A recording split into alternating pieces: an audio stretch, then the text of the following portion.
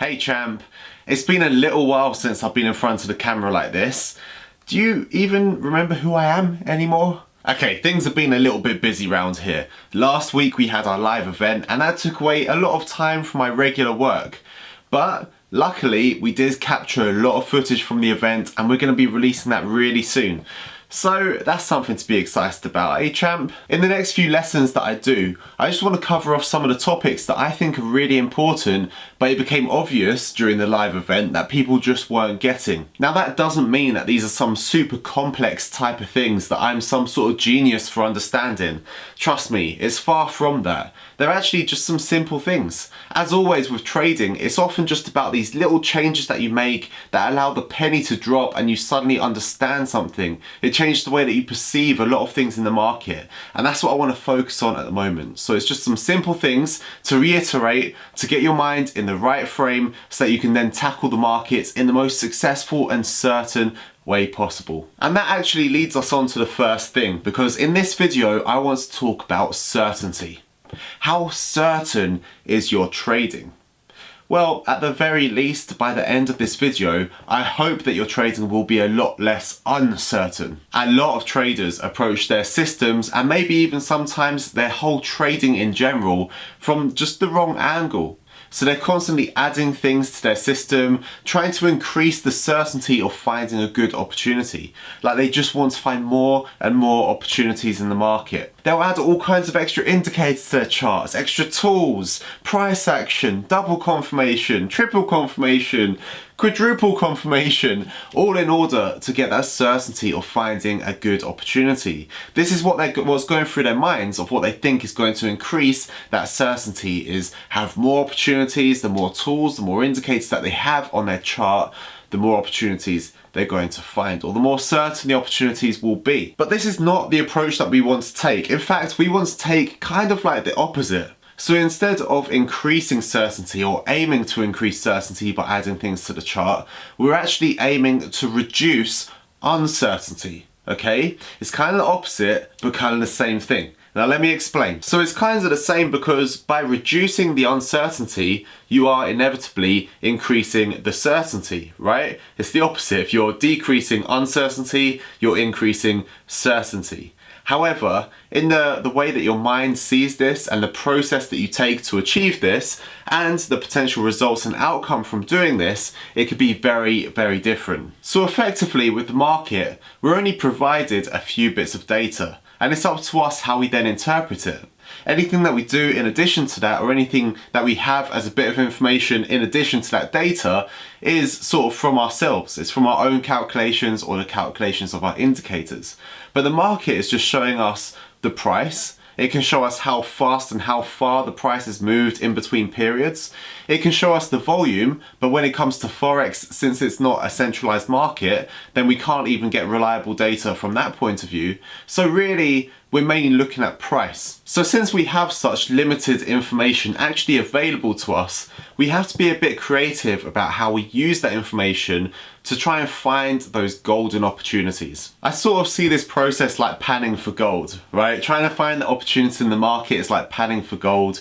You can scoop up into the pan a load of water and dirt, and at that moment in time, you may have some gold in there, but after that first scoop, you know that it's mainly just dirt. What you've done so far effectively is find your opportunity. This is like in the market when you maybe get your double confirmation and you have a potential opportunity right there. However, if you just accepted that as it is and walked away with that opportunity, that's effectively like walking away with your pan full of dirt.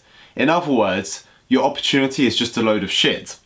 Right, so now we need to start to filter out and start to reduce that ratio of dirt to gold to improve it, to make it better in our favor. So this is where I start to use things that I call negative filters. Now these are tools that I use or indicators that I use which aren't going to provide me with an extra confirmation for an opportunity. In fact, it's actually going to do pretty much the exact opposite. It's going to help me filter out some of that dirt and reduce the number of opportunities that I take. But in doing so, it's going to improve that ratio between gold and dirt. It's going to get rid of most of the luck element from my trading, filter out the opportunities that I'm not so sure about, and leave me with the ones that have a high density in gold, right? The ones that are more likely to be profitable. Like maybe, for example, it's using an exponential moving average or the triad of price action. This is like panning out some of that dirt.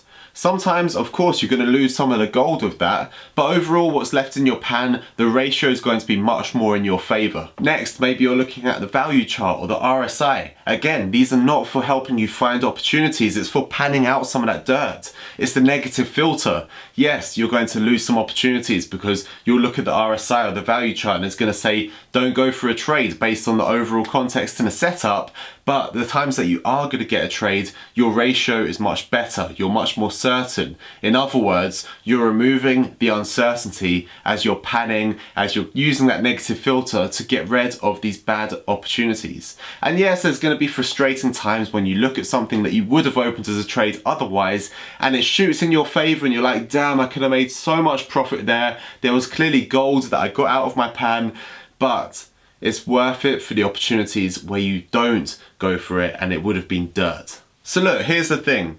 As we filter out these opportunities, we're reducing the number of opportunities that we take, but at the same time, reducing the uncertainty on each opportunity. Therefore, we're left with opportunities that are more dependable, which means that we can put more at risk, we can put more position size behind these, and therefore make more per trade. So over the long term, yes, you're going to have less opportunities and that can be frustrating, but you're going to make more per trade. This is the thing, a lot of people want to add things to try and increase the number of opportunities. I prefer to do the opposite.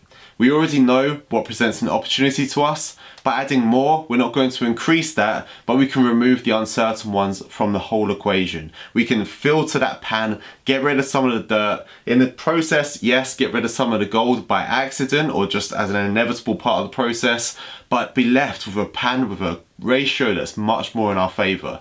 That's what I like, to be certain. Get rid of the uncertainty and be left with certainty. Okay, champ, I know it's a really simple concept, but it's something I've seen a lot of people looking at from a different angle and in the wrong way. So I just wanted to clarify this because it's something we're going to be referring back to a hell of a lot in the coming lessons and in the coming weeks. And I think by looking at it as filters in the market, filtering out the bad opportunities rather than adding stuff to try and gain good opportunities, it's the opposite, you're filtering out, then I think by doing that you're going to improve your overall success rate. Remember, your P&L is an overall equation. It's not about the number of opportunities, it's also about how much you can make per opportunity. And when you're more certain about stuff, your risk is much lower, your reward is potentially much higher. It's perfect. Alright, so if you have any questions, make sure you leave them in the comments box below. I'll try and answer everyone, although obviously people come back and comment months down the line and then complain that I don't see it, but it's very difficult to see those ones.